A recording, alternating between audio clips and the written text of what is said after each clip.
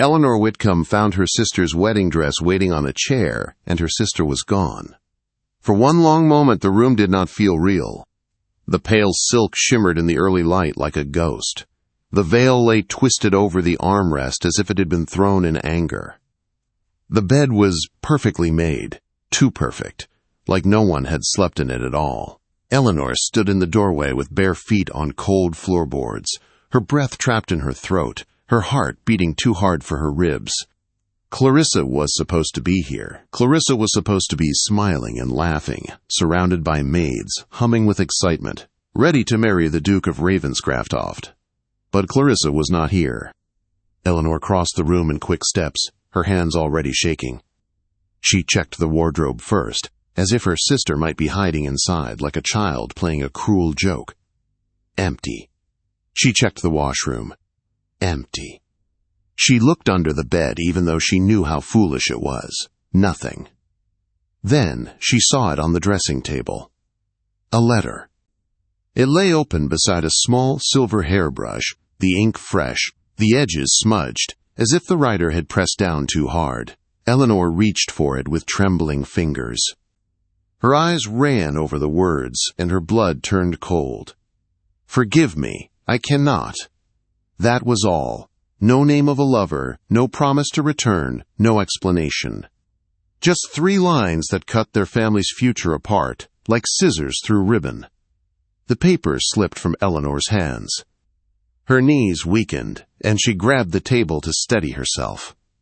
The bells outside began to toll, slow and steady, like time itself had decided to punish her. Then the corridor erupted. A sharp voice tore through the house like a blade. "Eleanor!" Her mother entered without waiting for permission. Lady Whitcomb's hair was pinned too tightly, her gown already on. Her face powdered, but fear cracked through every careful detail. 2 servants followed close behind her, whispering as if the walls could gossip back. "Where is she?" Lady Whitcomb demanded, her eyes wild. Eleanor tried to speak, but her mouth felt numb. She pointed, helpless, toward the letter. Lady Whitcomb snatched it up, read it, and made a sound Eleanor had never heard from her before. It was not a gasp. It was not a cry. It was the sound of a woman watching her life collapse. "Gone," her mother whispered, then louder, "Gone." She turned to Eleanor so fast it made Eleanor flinch. Her mother's hands landed on her shoulders, gripping hard enough to hurt. "Do you understand what this means?" Lady Whitcomb said. Her voice shook, but her eyes burned. "The Duke is already at the church. His family is already seated. The guests are already watching the doors. Our debts are already sharpening their knives." Eleanor's heart pounded harder. "Mother, we can tell them. We can delay. We can say she is ill." Lady Whitcomb's laugh was thin and desperate. Delay a duke? Delay a man like Ravenscraftoft? She leaned closer, her breath smelling of mint and panic. "He is not a man who accepts excuses. If the marriage does not happen today, we are finished." Eleanor's throat tightened. She already knew about the debts. Everyone knew. Her father's estate had been bleeding money for years. Gambling, bad investments, pride that refused to bend. The Duke's proposal had been the lifeline, the rope thrown to a drowning family. Clarissa had been the bait. Clarissa had always been the prize. Eleanor had been the shadow beside her, the quiet sister who stood a step behind, smiled politely, and watched men's eyes slide past her to Clarissa's golden beauty. Eleanor had accepted that role long ago. She had never imagined anyone would choose her. She had never dared to hope for a life bigger than being forgotten. And now, because Clarissa had run, the rope had moved to Eleanor's neck. "I cannot marry him," Eleanor whispered. The words tasted like fear. "He has met Clarissa. He will know. He will see the difference." Lady Whitcomb's grip tightened until Eleanor's skin burned. "Then you will pray he does not." Eleanor's breath caught. "Mother!" Her mother's eyes filled with tears, but her voice stayed sharp. "Do you wish to see your brothers turned out with nothing? Do you wish to see this house seized? Do you wish to watch your father dragged through courts in disgrace? Clarissa has chosen herself. Now you will choose this family." Eleanor's stomach dropped. But it is a lie. Lady Whitcomb shoved the ivory gown into Eleanor's arms. The silk was heavy and cold, like chains. "Then lie," she said, her voice breaking. "Lie for us." The room spun. Eleanor stared down at the dress, at the pearls sewn into the bodice, at the delicate lace on the sleeves. Clarissa's dress, Clarissa's life, Clarissa's future.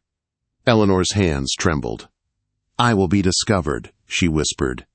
Lady Whitcomb's face turned hard. "Not if you do as you are told." The next hour moved like a nightmare. The maids returned, fast and frantic, as if speed could undo disaster. Eleanor was pulled toward the mirror. Her hair was pinned up. Her cheeks were dusted with powder. Rouge brushed her lips. The corset was tightened until her ribs ached. She tried to protest, but every time she opened her mouth, another hand pushed her into position. It did not feel like getting ready for a wedding. It felt like being prepared for execution. When the veil was placed over her face, the world softened into white blur. Eleanor stared at her reflection. Her eyes looked too wide, her skin looked too pale, her mouth looked like it belonged to someone braver. She did not see a bride. She saw a girl walking into a trap. The carriage ride to the church was silent. Her father sat opposite, his jaw clenched, his gaze fixed on the window. He did not look at her once. Eleanor wanted to scream at him, to ask why he let this happen, to ask why her life could be traded like silver. But the silence between them was too old, too heavy. The church spires rose ahead, dark against the pale sky. Carriages crowded the lane. Guests stepped out in fine coats and jeweled gowns, their laughter bright and careless. They had no idea disaster was unfolding. Or maybe they would, soon enough. The carriage stopped. The door opened. Cold air rushed in. Eleanor's legs felt weak as she stepped out. Her father's arm locked around hers, firm and unkind. Bells tolled above them, slow and heavy, and Eleanor could not stop thinking they sounded like morning bells. Inside, the church glowed with candles. Flowers lined the aisle. Faces turned. Eyes sharpened. The music began, sweet and steady, like a lie playing itself out. Eleanor took her first step down the aisle. Then another. Then another. Each step felt like walking deeper into water, the kind that pulls you down even as you fight to breathe. People stared. Some smiled. Some whispered behind gloved hands. Eleanor kept her head forward, her veil hiding her face, but she could feel their curiosity pressing into her skin. And then she saw him. Alexander Hawthorne, Duke of Ravenscraftoft. He stood at the altar in black, broad-shouldered, tall, his posture perfect and still. His face was severe, carved from control. His hair was dark, neatly kept. His eyes were darker, watching the aisle like they could cut through anything. He did not look like a groom.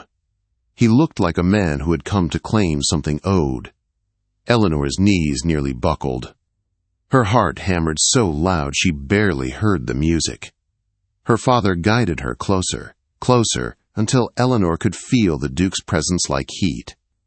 When her father placed her hand into the Duke's, Eleanor flinched.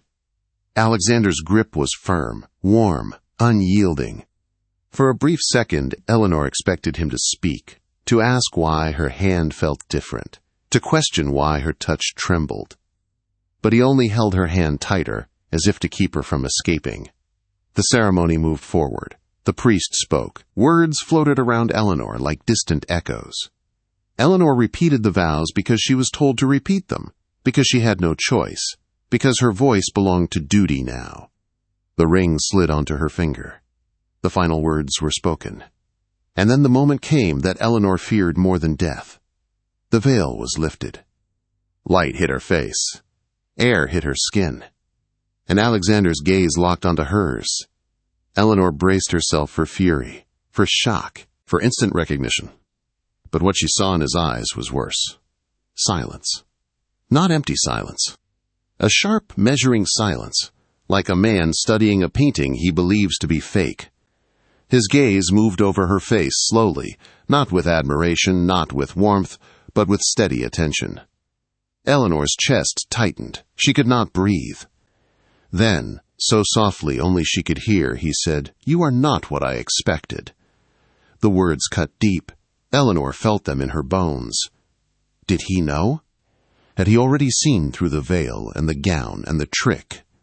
Her lips parted, but no words came.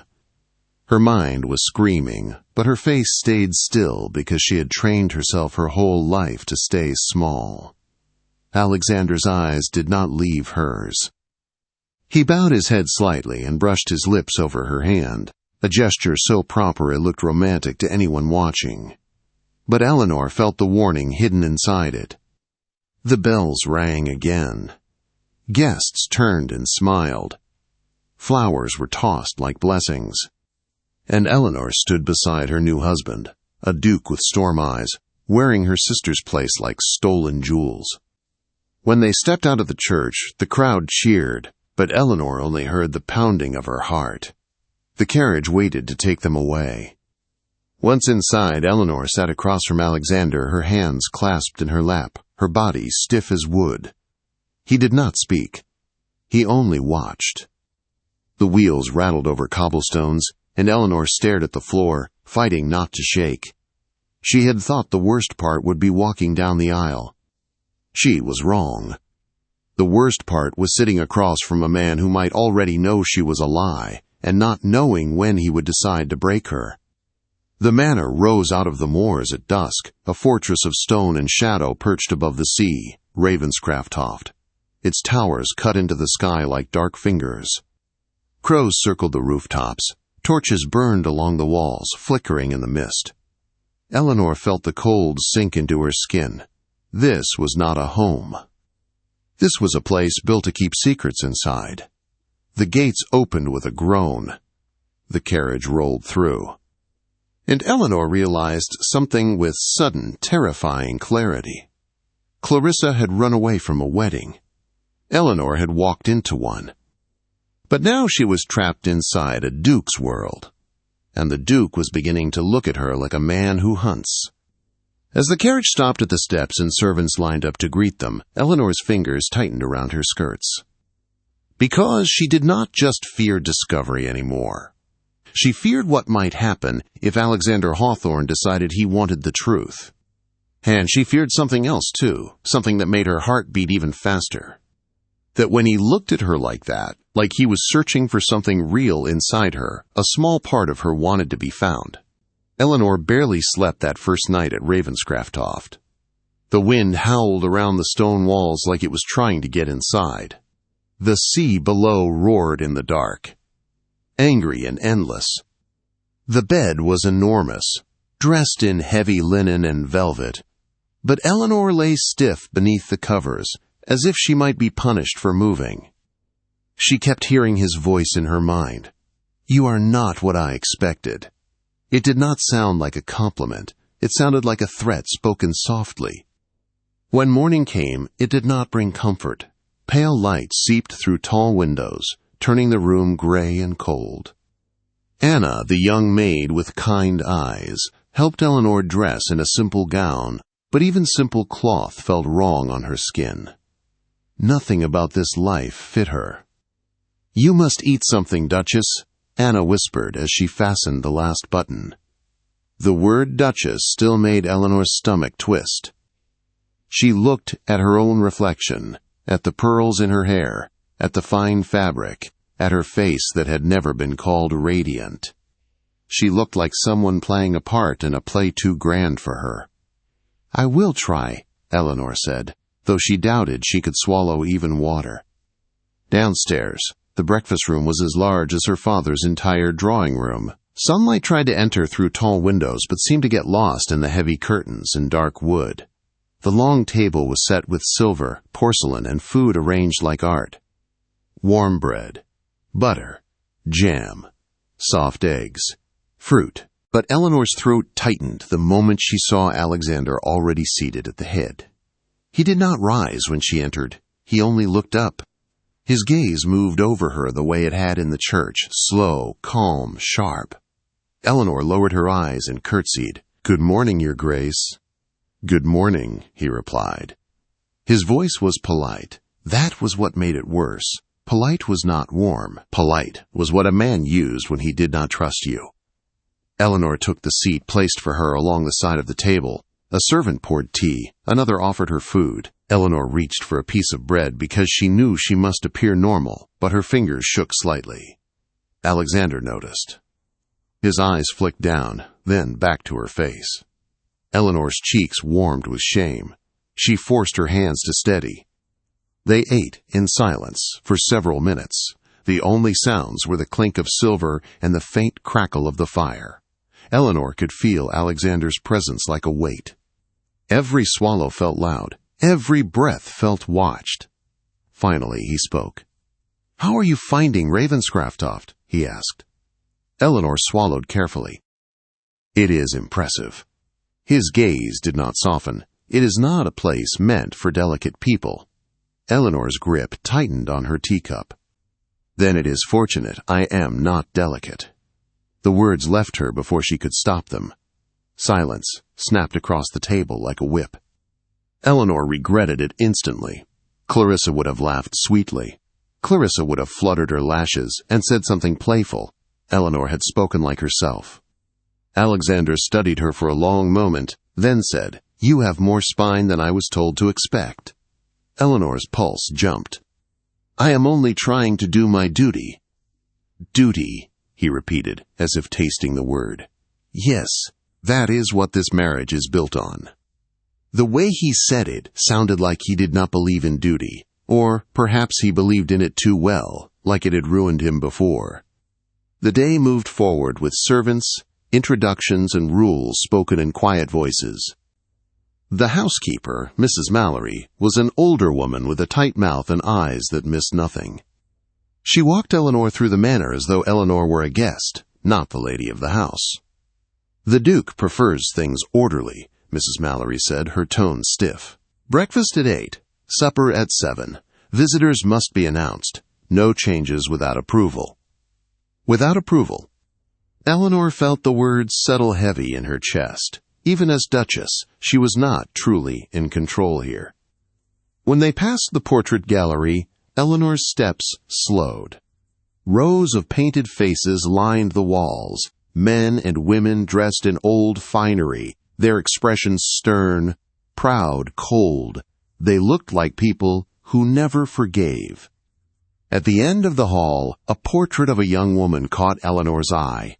She was beautiful, but not in Clarissa's shining way. Her beauty was quiet. Her eyes were soft. Her smile was small and sad. She wore a necklace with a dark stone that matched her dress. Eleanor stared too long. "That was the former Duchess," Mrs. Mallory said quietly. Eleanor's breath caught. "She is gone?" Mrs. Mallory's jaw tightened. "Dead." The word landed like a stone. Eleanor forced herself to look away, but her mind raced. A former Duchess, dead, and Alexander had never spoken of her. That night, Alexander did not come to Eleanor's chambers. Eleanor had not expected him to. Still, the emptiness stung, because her fear mixed with something else she refused to name. She was relieved he stayed away, and she was hurt. On the third day, Lord Edwin arrived. He came like a shadow wearing a smile. He was younger than Alexander, with sharp cheekbones and eyes that glittered with humor that did not feel kind. He kissed Eleanor's hand with a dramatic bow and held her fingers just a second too long. "So this is the Duchess," Edwin said, his voice smooth. "How fascinating." Eleanor forced a polite smile. "Welcome to Ravenscraftoft, my lord." Edwin's gaze swept over her face. "I expected someone different." Eleanor's chest tightened. "So I have been told." Edwin chuckled. "Oh, forgive me. I meant no insult. It is simply that Lady Clarissa was quite well known in London. Her charm, her laughter, her—" He paused, as if choosing the sharpest word. "Her brightness." Eleanor kept her smile. It felt like holding glass in her mouth. "And you," Edwin continued, tilting his head, "you are quieter, softer. Almost like a candle trying to burn in a storm." Eleanor's fingers tightened at her sides. A candle can still set a house on fire. Edwin blinked, then laughed. "Oh, I like you already." Across the room, Alexander's gaze flashed. Not at Eleanor. At Edwin. A warning, cold and clear. Edwin lifted his hands as if innocent, but his smile grew wider, as if he had just found something he could use. That evening there was a small dinner with a few local nobles. Eleanor was forced to sit beside Alexander under watchful eyes, surrounded by strangers who studied her like an object. They asked questions. Simple questions that felt dangerous. "How did you find London this season, Duchess?" Eleanor hesitated. Clarissa would have answered with ease. Eleanor chose the safest truth she could offer. It was crowded. A man laughed lightly. Lady Clarissa always said she adored crowded rooms. She said silence made her restless. Eleanor's fork paused. She felt the trap closing. Before she could respond, Alexander spoke, his voice calm. "My wife's preferences are her own," he said, "not a copy of someone else's." The table quieted. Eleanor's breath caught. He had defended her. Only a little, but enough to make her heart stumble. Later, as the guests left, Edwin lingered near the doorway, watching Eleanor with those bright, sharp eyes. "You do not fit the story people expected," Edwin said softly. Eleanor stiffened. Perhaps the story was wrong. Edwin's smile did not reach his eyes. Or perhaps someone changed the story. Eleanor's blood turned cold. She forced her face to stay still. "Good night, my lord." Edwin bowed again. "Good night, Duchess." When he left, Eleanor found Alexander standing by the window, staring into the dark. She hesitated, then stepped closer. "You did not have to speak for me," she said quietly. Alexander did not turn. "They were comparing you." Eleanor's throat tightened. "They have a right to. They expected Clarissa." At that, Alexander finally looked at her. His eyes were storm-dark, unreadable. "You speak her name too easily," he said. Eleanor's breath caught. "She is my sister." "I know," he replied. "And yet the way you say it." He stepped closer, slowly, like a man approaching something that might bite. "It sounds like you are trying to remind yourself." Eleanor's heart pounded hard. She forced her voice steady. "Remind myself of what?" Alexander watched her for a long moment. The fire crackled. Wind pressed at the glass. Then he said, very softly, "Of who you are pretending to be." Eleanor felt her knees weaken. He knew, or he was close enough to the truth that it made no difference. She swallowed, fighting panic. "I am your wife." His gaze held hers like a grip. "For now," he said. The words should have made her angry. They should have made her run. Instead, they made her chest ache with fear, and something else she hated admitting. Hope. Because even as suspicion lived in his eyes, there was also something like curiosity. Like he wanted to understand her. Like he wanted to see what was real. The next morning, Eleanor received a letter. It was delivered by a servant with a pale face and shaking hands. The seal was familiar, pressed in wax with the Whitcomb crest. Eleanor's stomach tightened as she took it. She broke the seal with trembling fingers. Inside was a single sheet of paper, a few lines, and handwriting she knew too well. "Enjoy my husband while you can." Eleanor's breath stopped. Her fingers went cold. At the bottom of the page was a name written with confident, elegant cruelty.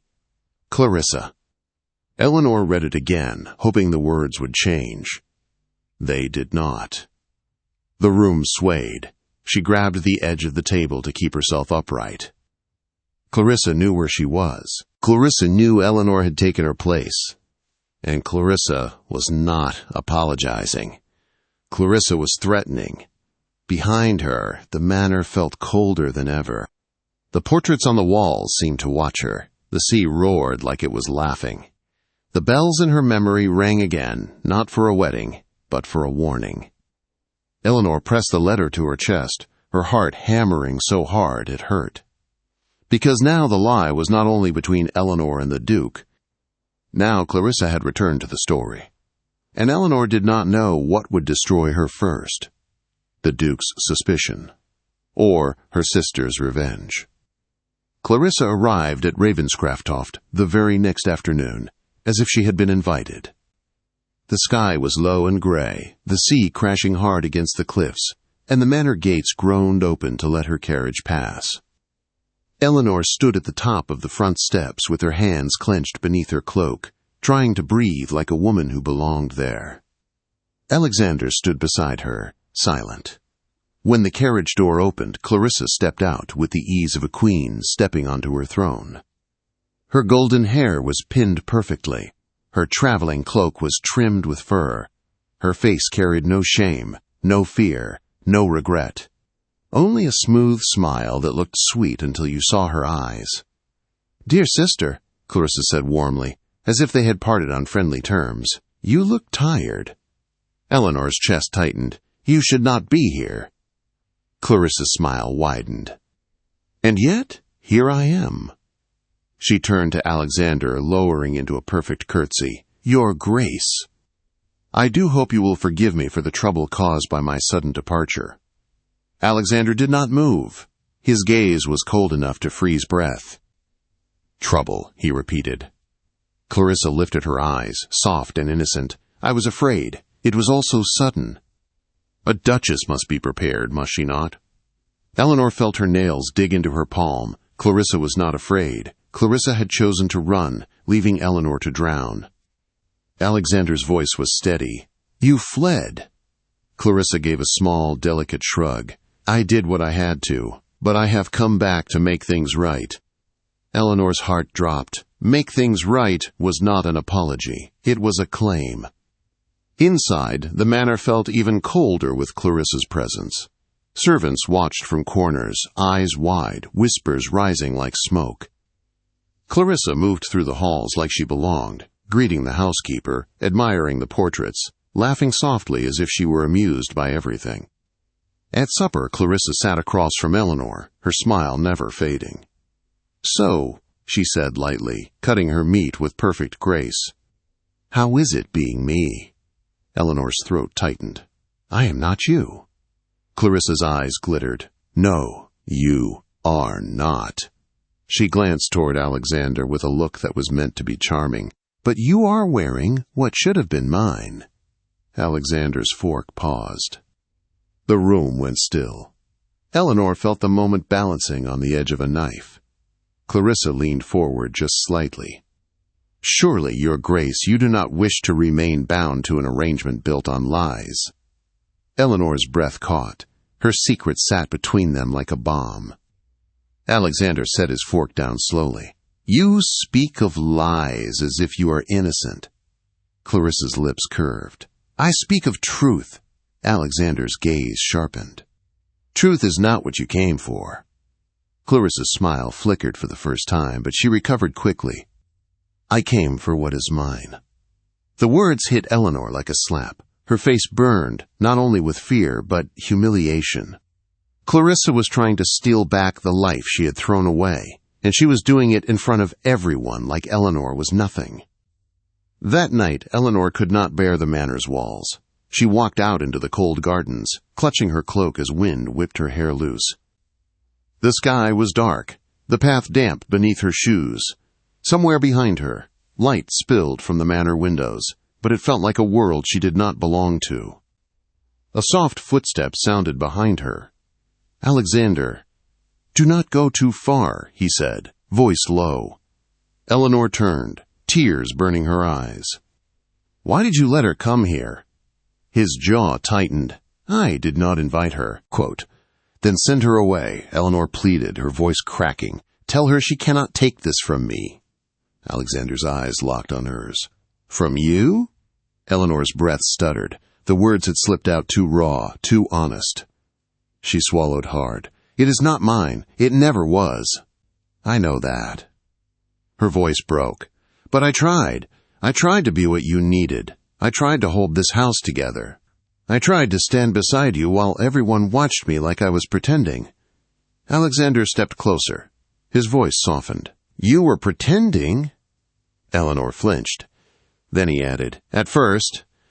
The wind howled between them. Eleanor's tears spilled. "I am sorry," she whispered. "I never wanted to trap you. I never wanted to be chosen like this. I only wanted to save my family, and now I have ruined everything anyway." Alexander's face hardened, but not with cruelty, with conflict. "You think you have ruined everything," he said, "but you do not understand what you have done." Eleanor shook her head, trembling. Alexander looked past her, out toward the sea, as if the waves held a memory he could not escape.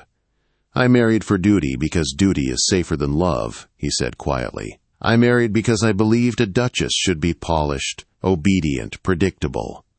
His gaze returned to her. "And then I met you." Eleanor's breath caught. "You are not polished," he said. "You are not predictable." His voice dropped. "You are not easy." Eleanor let out a broken laugh through tears. "That sounds like an insult." "It is not," he said, stepping closer until she could feel his warmth against the cold air. "It is the reason I cannot ignore you." Eleanor's heart hammered. "Then why have you kept me at distance?"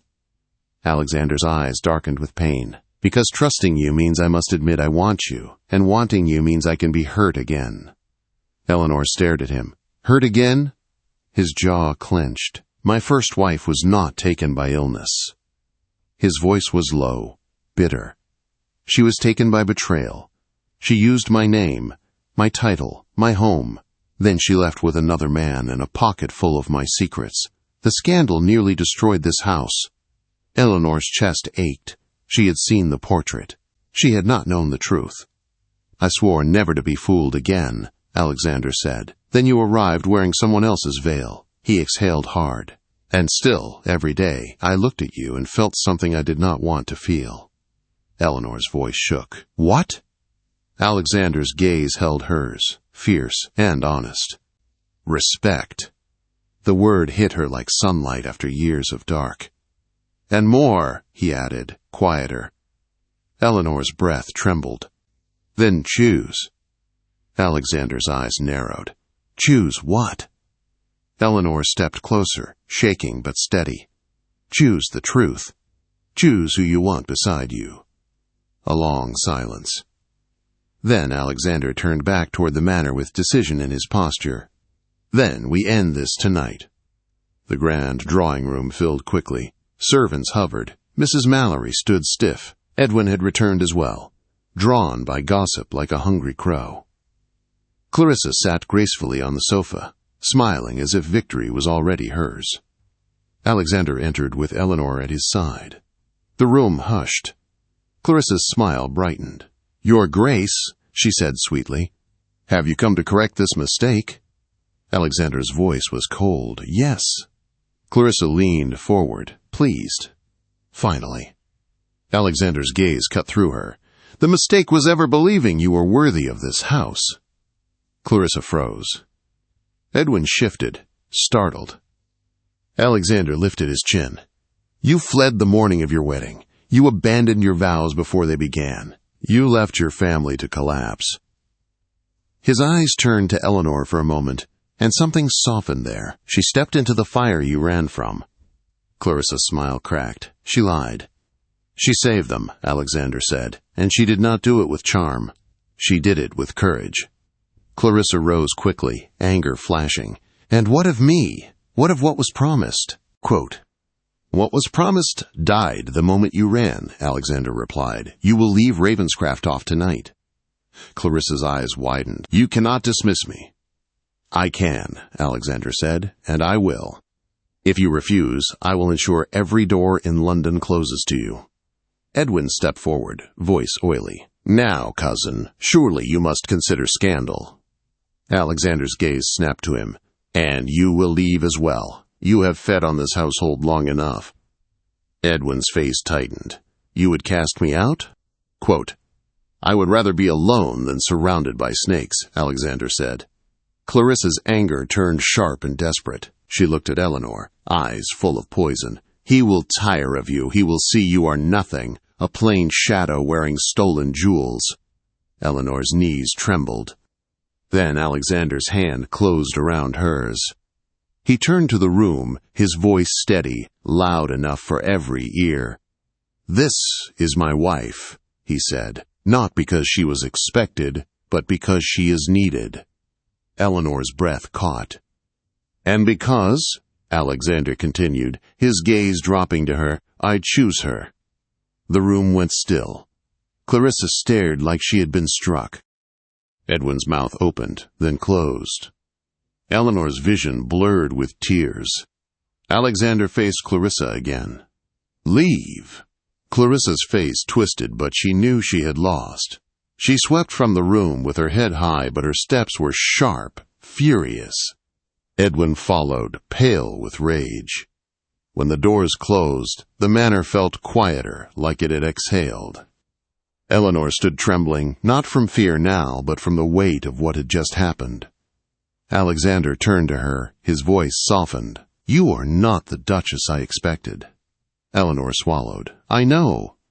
He reached up, brushing her cheek with his knuckles. "But you became the wife I needed." Her lips trembled. "And what am I now?" Alexander leaned closer, his forehead resting gently against hers. "You are mine," he whispered, "not as property, as choice." Eleanor let out a shaky breath, a laugh mixed with a sob. She lifted her hands to his coat, gripping him as if she could not believe he was real. Outside, the sea kept roaring, but it no longer sounded like doom. It sounded like freedom.